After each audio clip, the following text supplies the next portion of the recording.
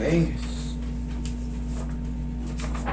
Pag sinabing liposcoliosis, buti nga mild lang eh. Nagda-deviate pa left pag levo. Okay. Ngayon, pag meron kayong liposcoliosis o dextroscoliosis o scoliosis, pare-pareho lang yung spine. Nagkaka-diferensya lang kung saan papatungo. Doon nagbabago yung katawagan. Pero ang pakiramdam niyan, walang pinagkaiba rin yan sa scoliosis, yung pakiramdam. Parang feeling nyo, ang bigat ng likod nyo, ang bilis nyo mapagod, ganun pare-parehas ang pakiramdam yan. Ang pinagkaiba lang ng scoliosis, mas bengkong. Kumbaga halatang halata pag scoliosis. Pag dextro, pakanan. Pag palibosco, pakabila. Bagong nanonood. Magmula rito sa balikat hanggang dito. Yan yung thoracic part. Ngayon, kaya tinawag na libosco, gumaganon, lumiliko ng ganon.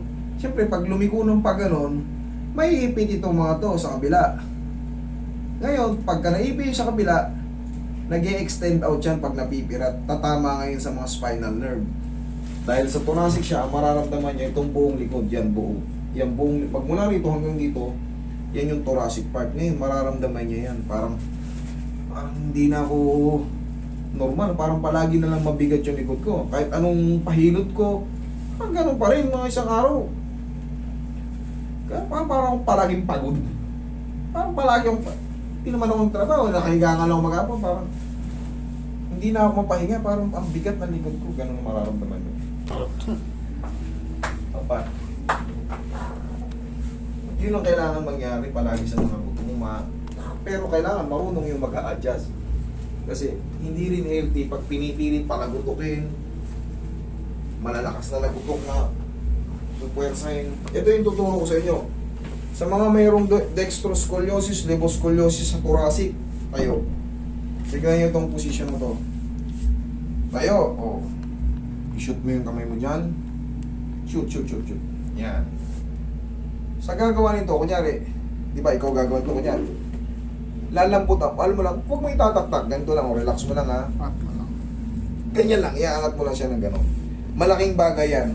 Sige, higa kang patagilid. Huwag yung itataktak, isang pagano'n lang. Malaking bagay, matatraction yun. Puso ka rito man, baka malaglag tayo ron. Dito malaglag ka ron. Yun. Okay.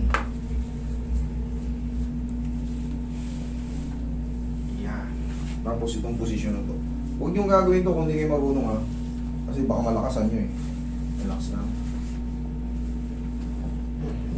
Kabilang sa...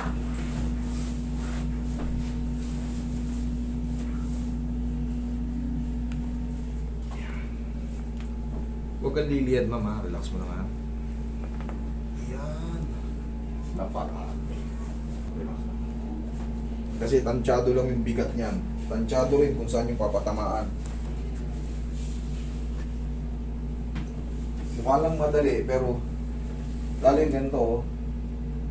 Bakit ka ganito? Kasi hindi tatamaan yung spine.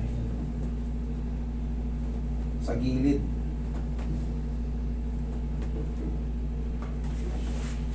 Nararamdaman mo, ma'am? Iyan ang magliligtas ng likod mo. Diyan ka lang. Tapos massage. Kinlaro ko lang, baka isipin nyo kasi, hindi, nagpatreat na ako ng panahong ano eh. But ito na naman oh. Eh, nagtatrabaho tayo eh. Okay. Inhale. Exhale. Down.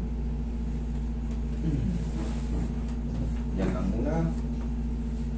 Punta tayo ah. Yan lang muna. Yan. Ito.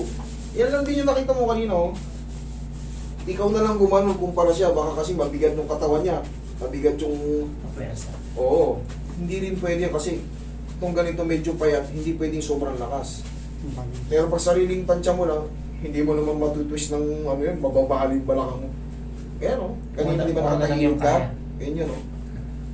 Oh. Ganunin mo lang.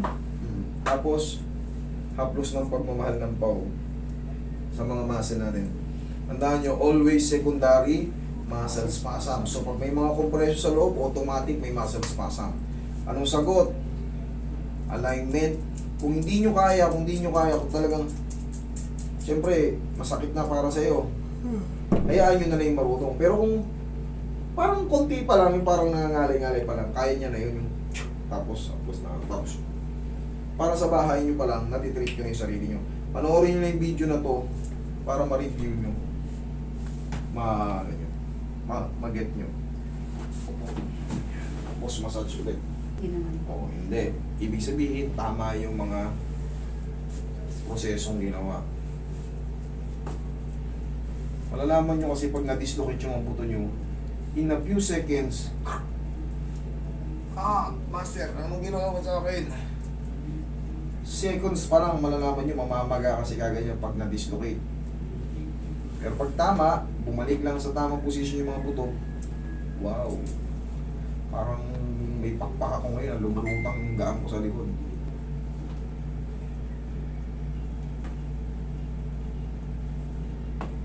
Okay, ma'am? O, pakaramdam mo yung likod mo ngayon.